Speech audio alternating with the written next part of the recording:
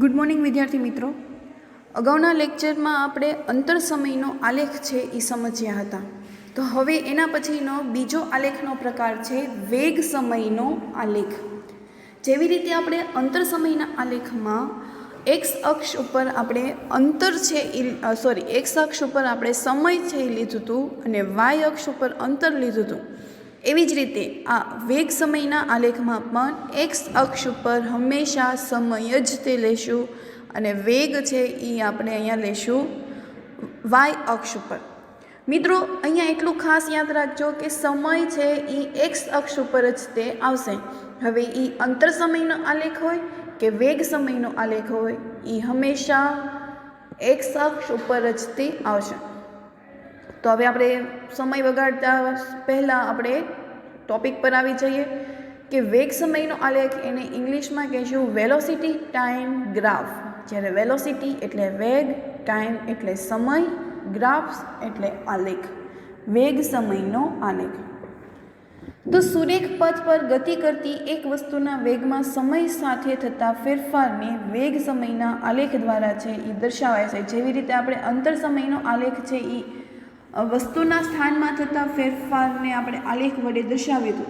એવી જ રીતે કોઈ વસ્તુ છે એ ગતિ કરે છે અને એના વેગમાં થતા ફેરફારને દર્શાવવા માટે આપણે આલેખનો ઉપયોગ કરીએ છીએ. આ આલેખમાં સમયને એક્સ અક્ષ ઉપર અને વેગને વાય અક્ષ ઉપર છે એ દર્શાવવામાં આવ્યું છે. પેનથી અંડરલાઇન કરજો, તમારી ટેક્સ્ટ બુકમાં ખાસ પૂછાય છે. જો વસ્તુનો વેગ છે એ સમાન હોય એટલે કે તે સમાન વેગથી જો એ ગતિ કરતો હોય તો સમય સાથેનો વેગ સમયના આલેખની ઊંચાઈમાં કોઈ ફેરફાર થતો નથી. તમે આ આકૃતિમાં જુઓ છો કે એનું સમય ફરે છે પણ એને જે કાપેલું જે અંતર છે એ સમાન હોય છે. એટલે કે બધા T1 સમયે પણ એ 40 કિલોમીટર પ્રતિ કલાક હતું અને T2 સમયે પણ 40 કિલોમીટર પ્રતિ કલાક કે જ ગતિ કરે છે. એટલે કે એના વેગમાં કોઈ ફેરફાર થયો નથી. એટલે કે જ્યારે કોઈ એના વેગમાં ફેરફાર થયો ન હોય ત્યારે એનો આલેખ છે એનામાં પણ એની ઊંચાઈમાં પણ કોઈ ફેરફાર થતો નથી. અહીંયા એક ઉદાહરણ આપ્યું છે કે કોઈ નિયમિત ગતિ કરતી કાર છે અને એ કાર નો વેગ અને સમયનો આલેખ છે એ આપણે દોરવાનો છે. એટલે કે વેગ સમયનો આલેખ દોરવાનો છે. તો અહીંયા આપણે આલેખ દોર્યો તો T1 સમયે એ 40 કિલોમીટર પ્રતિ કલાકે ગતિ કરે છે અને 4 સેકન્ડ એટલે 4 કલાકે એટલે T2 સમયે 4 કલાકે પણ એ 40 કિલોમીટર પ્રતિ કલાકે જ તે ઝડપથી ગતિ કરે છે. એટલે તમે જુઓ એને જે આલેખ આપણને મળ્યો એથી બીનો તો એ આપણને એક સીધી રેખા છે એ મળે છે, બરાબર. અને જે વચ્ચેનું જે ભૂરા કલરનું જે કલર કરેલો ભાગ છે તો એનો મતલબ એવો કે પદાર્થે કાપેલું અંતર. જેવી રીતે આપણે અગાઉના લેક્ચરમાં અંતર સમયના આલેખમાં આપણે એવું સૂત્ર તારવ્યું હતું કે V = S2 - S1 T2 - T1. તો એના આધારે આ પદાર્થ ખબર પડે કે પદાર્થે કેટલું અંતર છે એ કાપ્યું. તો કે T2 થી લઈને T1 થી લઈને T2 સુધીનો આલેખ છે એ મળ્યો. ટૂંકમાં કે જ્યારે કોઈ પદાર્થ છે એ સમાન વેગથી ગતિ કરતો હોય તો એના વેગમાં એના જે સમય સાથે જે વેગ બદલાય છે એમાં કોઈ પણ પ્રકારની ઊંચાઈમાં ફેરફાર થતો નથી. તમે આકૃતિમાં જુઓ છો તેથી એક્સ અક્ષને સમાંતર એક સીધી રેખા હશે જે આકૃતિ 8.5માં 40 કિલોમીટર પ્રતિ કલાક તમે અહીંયા જુઓ છો કે એક્સ અક્ષને સમાંતર 40 કિલોમીટર પ્રતિ કલાકે એ ગતિ છે એ કરે છે. આમ કાર માટે વેગ સમયનો આલેખ છે એ આપણે દર્શાવ્યો. આપણે જાણીએ છીએ કે અચળ વેગથી જ્યારે કોઈ પદાર્થ છે એ ગતિ કરતો હોય ત્યારે તેનો વેગ અને સમયનો શું કરવામાં આવે છે તો કે એનો ગુણાકાર કરવામાં આવે છે, બરાબર. આપણું સૂત્ર હતું V = S/T. હવે આપણે જો S શોધવું હોય તો આપણે V અને T નો શું કરવો પડે? ગુણાકાર. સૂત્ર ખાસ છે, તમારી આકૃતિમાં તમારે ફેરબુકમાં લખવું હોય તો લખી શકો કે V = S/T. જો મારે S શોધવું હોય તો મારે સમયને વેગ સાથે શું કરવું પડે તો કે ગુણાકાર છે એ કરવું પડે. અને એ S એટલે શું છે? આપણું અંતર, સ્થાનાંતર. તો આના આધારે આપણે એનું સ્થાનાંતર છે એ મેળવી શકાય છે. તો એ જ અહીંયા કહે છે કે જો અચળ વેગથી ગતિ કરતી કોઈ વસ્તુનો વેગ અને સમયનો જો આપણે ગુણાકાર કરીએ તો એનાથી આપણને સ્થાનાંતર મળે છે, બરાબર. v બરાબર s/t, જ્યાં s એટલે શું છે? સ્થાનાંતર, અંતર છે. તો s શોધવું હોય તો મારે v અને t નો શું કરવો પડે? તો કે ગુણાકાર છે એ કરવો પડે. વેગ સમયના આલેખ અને સમયની અક્ષ વડે ઘેરાયેલા જે ભાગનું ક્ષેત્રફળ છે એ વસ્તુના સ્થાનાંતરનું મૂલ્ય છે. એટલે કે જે અહીંયા બ્લુ કલરનો જે ભાગ છે એના આધારે એવું કહી શકાય કે આપણે વેગ સમયનો આલેખ દોર્યો અને સમયની અક્ષ વડે ઘેરાયેલો જે ભાગ છે, સમય એટલે કે એક્સ અક્ષ, તો એક્સ અક્ષ સાથે જે કોઈ ભાગ ઘેરાયેલો છે તો એનાથી આપણને પદાર્થનું ક્ષેત્રફળ મળે છે અને એના આધારે આપણે કહી શકીએ કે પદાર્થ છે એણે કેટલું સ્થાનાંતર કર્યું અને સ્થાનાંતરનું મૂલ્ય છે એ મળે છે. આમ આકૃતિ 8.5 દ્વારા t1 થી લઈને t2 સમયગાળા દરમિયાન કાર દ્વારા કપાયેલ અંતર શોધવા માટે t1 અને t2 સમયને અનુરૂપ બિંદુઓ પરથી આલેખ પર લંબ દોરવામાં આવે છે. જેવી રીતે આપણે અગાઉના લેક્ચરમાં આપણે એબીને આધારે આપણે લંબ છે દોર્યો હતો અને એક ત્રિકોણ છે એ રચ્યો હતો, તો એ જ મેથડને આધારે પણ આપણે આ વેગ સમયના આલેખમાં પણ આપણે અંતર શોધવા માટે આપણે એ બંનેને લંબ છે એ દોરવો પડે છે. અને લંબ દોરતા એનું જે 40 કિલોમીટર પ્રતિ કલાકના વેગને ઊંચાઈ એસી તથા બીડી વડે સમય t2 - t1 ને લંબથી લંબાઈ એબીથી દર્શાવાય છે, બરાબર. ખાસ સમજો અહીંયા શું કીધું, અહીંયા એ અને બી તમારો આલેખ તમે જોશો તો એ અને બી તમારું અંતર થયું, જ્યારે t1 t2 છે એ તમારો સમયગાળો છે. આપણે સ્થાનાંતર કરવું છે તો સ્થાનાંતર એટલે અહીંયા તમારું શું થઈ ગયું? સ્થાનાંતર એટલે કે એક જગ્યાએથી બીજી જગ્યાએ જાઓ. પહેલાં એ સી બિંદુ પાસે હતો, પછી એ ડી પાસે ગયો તો એ એનું સ્થાનાંતર થયું એટલે કે t2 - t1. એવી જ રીતે સમયગાળો, તો પહેલાંનો સમયગાળો એ હતો અને પછીનો સમયગાળો બી હતો, બરાબર. તો કે 40 કિલોમીટર પ્રતિ કલાક, કારણ કે એ થી બી એની ઝડપ કેવી છે? અચળ જ છે, એની ઝડપમાં કોઈ ફેરફાર થતો નથી. એ બિંદુએ પણ એ 40 કિલોમીટર પ્રતિ કલાકે ઝડપથી ગતિ કરે છે અને બી બિંદુ પાસે પણ એ 40 કિલોમીટર પ્રતિ કલાકથી તે ઝડપથી ગતિ કરે છે.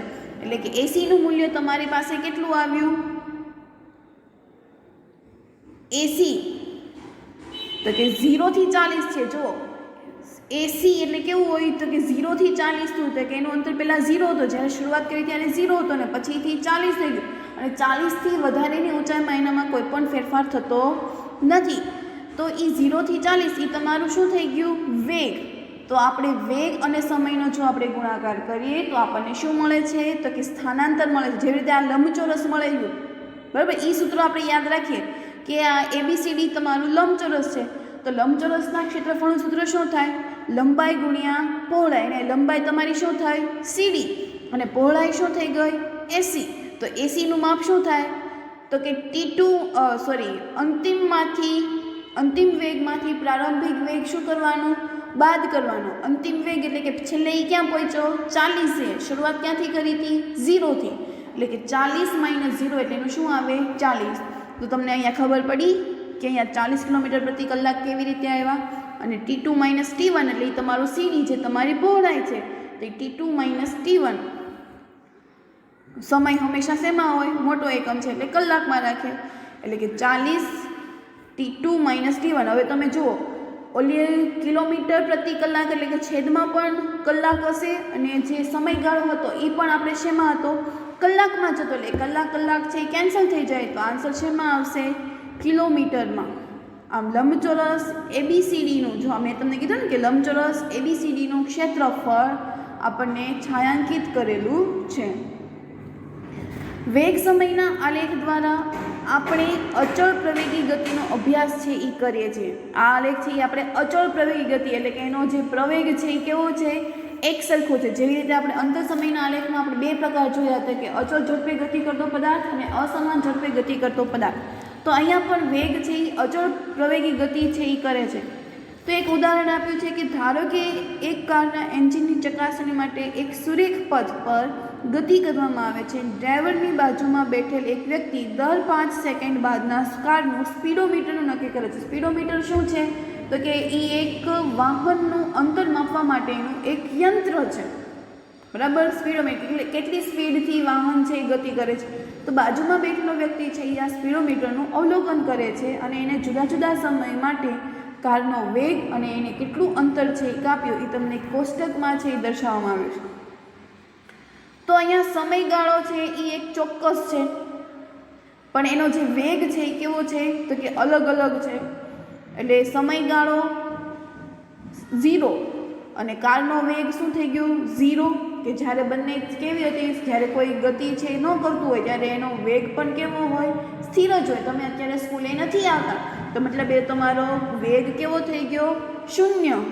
પછી 5 સેકન્ડે એનો વેગ કેટલો થઈ ગયો 9. અહીંયા તમને એક માપ છે મીટર પ્રતિ સેકન્ડમાં આપ્યું છે અને એક માપ છે કિલોમીટર પ્રતિ કલાકમાં આપ્યું છે. હવે આપણને એવો પ્રશ્ન થાય કે આપણે આમાંથી શું લેવું, તો આપણો જે આલેખ છે એ કિલોમીટર પ્રતિ કલાક છે અને સમયગાળો પણ કલાકમાં છે, એટલે આપણે હંમેશા શું લેવું પડશે, કિલોમીટર પ્રતિ કલાકમાં. એટલે કે 0 એ 0 કિલોમીટર પ્રતિ કલાક અંતર કાપ્યું, 5 એ 9 કિલોમીટર પ્રતિ કલાકનું અંતર કાપ્યું. એવી રીતે સમયગાળો કેવો છે, સમાન છે, એટલે કે 0, 5, 10, 15, 20, 25, 30, 35. પણ જેનો વેગ છે એ કેવો છે, અલગ અલગ છે. પહેલાં 0 હતો, પછી 9 થયો, પછી 18 થયો, પછી 27, પછી 36, પછી 45, પછી 54. આમ બધાનો કેવો થયો, અલગ અલગ સમય છે એ મળ્યો. તો હવે જો એના આધારે આપણે આલેખ છે એ દોરીએ તો આ કિસ્સામાં કારની ગતિ માટે વેગ સમયનો આલેખ છે એ તમને દર્શાવ્યો છે.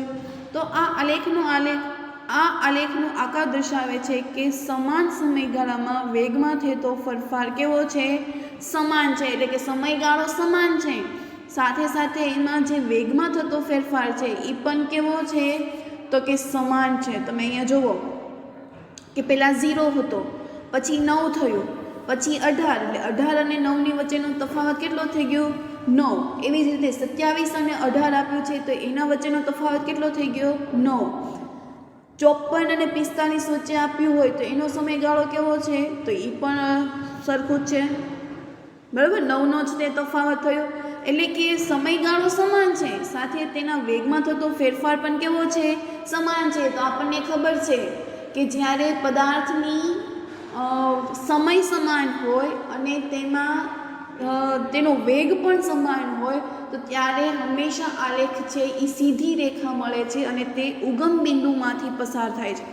આમ આલેખ ઉપરથી આપણને એ પણ ખબર પડે કે એક્ઝામમાં એકલો આલેખ આપ્યો એને પૂછ્યું હોય કે આ આલેખ છે એ કેવી ગતિ કરે છે, તો આલેખને નિરીક્ષણ કરતાં આપણને ખબર પડે કે પદાર્થ છે એ સીધી એટલે કે અચળ ઝડપે ગતિ કરે છે. પછી તો કે પદાર્થ છે એનો સમયગાળો કેવો છે, સમાન છે. પદાર્થે કાપેલું જે અંતર છે એના માટેનો વેગ પણ કેવો છે, સમાન છે, બરાબર. આમ એના આધારે આપણને એક સીધી રેખા છે એ મળે છે. આમ અચળ પ્રવેગથી ગતિ કરતી કાર માટેનો વેગ સમયનો આલેખ છે આપણે દોર્યો અને આપણને એક સીધી રેખા છે એ મળી. ક્લિયર? તો અહીંયા આપણને ખબર પડી કે બધી જ અચળ પ્રવેગી ગતિ માટેનો આલેખ છે એ કેવો મળે, હંમેશા સમાન જ. એટલે જેટલી પણ પ્રવેગી ગતિ છે પણ જે અચળ છે કે જે સમાન સમયગાળામાં આપણને વેગમાં થતો ફેરફાર પણ કેવો હોય, સમાન હોય, ત્યારે જ તે વેગ સમયનો આલેખ સીધી રેખામાં મળે છે. હવે તો કે વેગ સમયના આલેખ દ્વારા કાર વડે કપાયેલું અંતર છે. આપણે આ વેગ સમયનો આલેખ છે આપણે ક્યારના ભણીએ છીએ, પણ એ કામ શું કરે, એ શું શોધે તો કે આપણું અંતર છે એ માપે છે. એટલે વેગ સમયના આલેખથી આપણને અંતર મળે છે અને અંતર સમયના આલેખ પરથી આપણને પદાર્થની ઝડપ મળે છે. ખાસ આ બે યાદ રાખજો, લખવું હોય તો લખી લેજો કે પદાર્થે કાપેલું જો અંતર આપણે શોધવું હોય તો હંમેશા આલેખ વેગ સમયનો આલેખ જ તે હોય છે, અને જો પદાર્થની આપણે ઝડપ શોધવી હોય તો એ હંમેશા અંતર સમયના આલેખ પરથી જ તે મળે છે.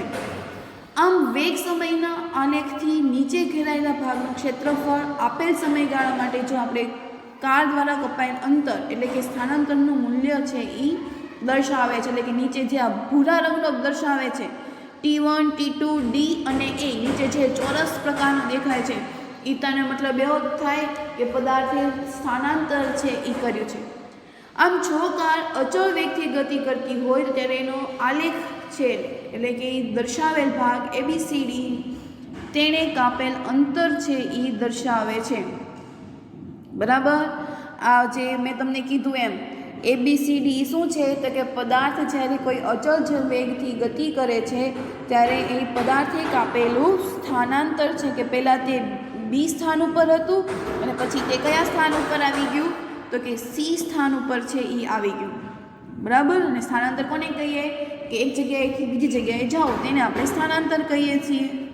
પરંતુ કારનો વેગ પ્રવેગી ગતિના કારણે બદલતો હોવાથી કાર દ્વારા કપાયેલ અંતર એટલે કે S વેગ સમયના આલેખમાં દર્શાવેલ ક્ષેત્રફળ દ્વારા આપણે મેળવી શકાય છે. તો એ આપણે ક્ષેત્રફળ કેવી રીતે શોધી શકાય તો અહીંયા આપણને ABCDE આપેલું છે. ABCDE એટલે એક તમને આખો ભાગ થઈ ગયો. ખાસ આમાં આકૃતિમાં જોજો હું શું બોલું છું. A B C D અને E એટલે કે આખો રંગીન ભાગ છે જોવા મળે છે.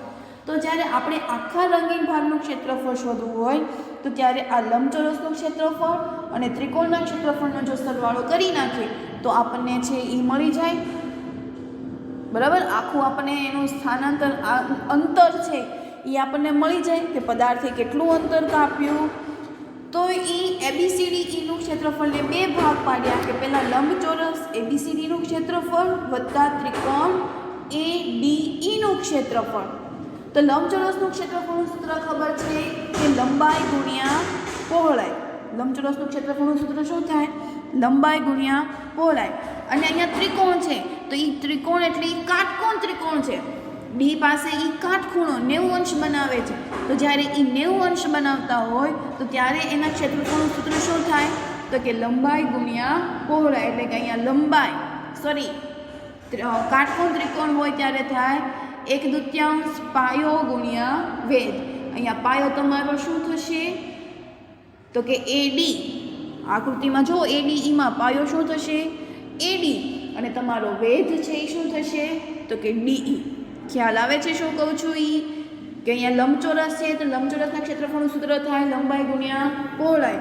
અને એક કાટકોણ ત્રિકોણ છે તો કાટકોણ ત્રિકોણમાં 90 અંશ હોવાથી 1/2 પાયો ગુણ્યા વેધ. અહીંયા પાયો એટલે કે એનો બેઝ છે એ AD છે અને વેધ છે એ તમારો DE છે. આમ અનિયમિત પ્રવેગી ગતિના કિસ્સામાં વેગ સમયનો આલેખ છે એ ગમે તે આકારનો હોઈ શકે કે જ્યારે કોઈ પદાર્થ છે એ અનિયમિત ગતિ કરતો હોય ત્યારે એનો આકાર ગમે હોઈ શકે. જેવી રીતે આપણે અનિયમિત ગતિ શીખ્યા હતા વેગ સમયના આલેખમાં કે ત્યારે એનો આલેખ છે એ વક્ર મળ્યો હતો કે બધા બિંદુઓને આપણે જોડીએ છીએ ત્યારે એનો આલેખ છે એ કંઈક આ રીતનો મળે છે. બરાબર. એટલે કે એ આપણને ઉગમ બિંદુમાંથી પસાર થતો મળતો નથી. સીધી રેખા મળે પણ એ આપણને ઉગમ બિંદુમાંથી પસાર થતો હોય તેવો મળે નહીં. એનો આકાર છે એ ગમે તેવો હોય. આમ વેગ સમયનો આલેખ આપણને દર્શાવે છે કે વસ્તુની ગતિ એવી છે કે જે વેગ સમય સાથે ઘટતો જાય છે. આમ આ આકૃતિ આપણને અમુક શું સૂચવે કે વસ્તુની ગતિ એવી છે કે જે વેગ સમય સાથે શું થતો જાય તો કે ઘટાડો થતો જાય. આ 8.7 તમે જુઓ એમાં તમે જુઓ કે સમય સાથે વેગ છે કેવો થતો જાય છે તો કે ઘટતો જાય છે. જ્યારે B એનો આલેખ આપણને દર્શાવે છે કે વસ્તુનો વેગ અસમાન ફેરફાર. આમ B આલેખ આપણને દર્શાવે છે કે કોઈ વસ્તુના વેગમાં અસમાન ફેરફાર છે એ થાય છે. એટલે કે પહેલાં એનો સમયગાળો છે એ વધે છે પછી એનો સમયગાળો ઘટે છે ફરી પાછો એનો સમયગાળો વધે છે. તો આવી રીતે એના વેગમાં અસમાન રીતે ફેરફાર છે એ થાય છે. ત્યાર પછી આપણને એક પ્રવૃત્તિ આપી છે કે એક ટ્રેનના 3 સ્ટેશનો છે ABC અને એ ABC પાસેના આગમન અને પ્રસ્થાનના સમય છે એ અલગ અલગ છે તથા B અને Cના સ્ટેશન એથી અંતર આકૃતિમાં આપ્યું છે. તો આપણે એનો આલેખ છે એ દોરવાનો છે. તો તમારે લોકોએ હોમવર્કમાં આનો આલેખ છે એ દોરવાનો છે. ક્લિયર. પછી બીજી પ્રવૃત્તિ તમને આપી છે ફિરોજવાળી તો એનો આલેખ પણ તમારે દોરવાનો છે. હોમવર્કમાં આપણે વાત કરીએ તો આ પ્રશ્નો છે એ તમારે લખવાના છે કે વેગ સમયના આલેખની નીચે ઘેરાયેલા ભાગનું ક્ષેત્રફળનું માપ કઈ ભૌતિક રાશિ છે એ દર્શાવે છે. કોઈ વસ્તુને એટલે કે આ 4 પ્રશ્નો છે એ તમારે હોમવર્કમાં લખવાના છે. પ્રવૃત્તિઓના ગ્રાફ છે એ દોરવાના છે અને ત્યાર પછી તમારે લોકોએ તો હોમવર્કમાં તમારે લોકોએ આખી જે થિયરી છે એ તમારે એકવાર છે એ લખવાની છે. ત્યારબાદ આ પ્રશ્નો લખવાના છે અને અગાઉ જેમ વાત કરી એમ આલેખ પણ તમારે લોકોએ દોરવાના છે. બરાબર. તો અહીંયા આપણે આજનો લેક્ચર છે એ પૂર્ણ કરીએ. નવા વિડીયો લેક્ચર સાથે આપણે નવી જ તે થિયરી છે એ શીખીશું.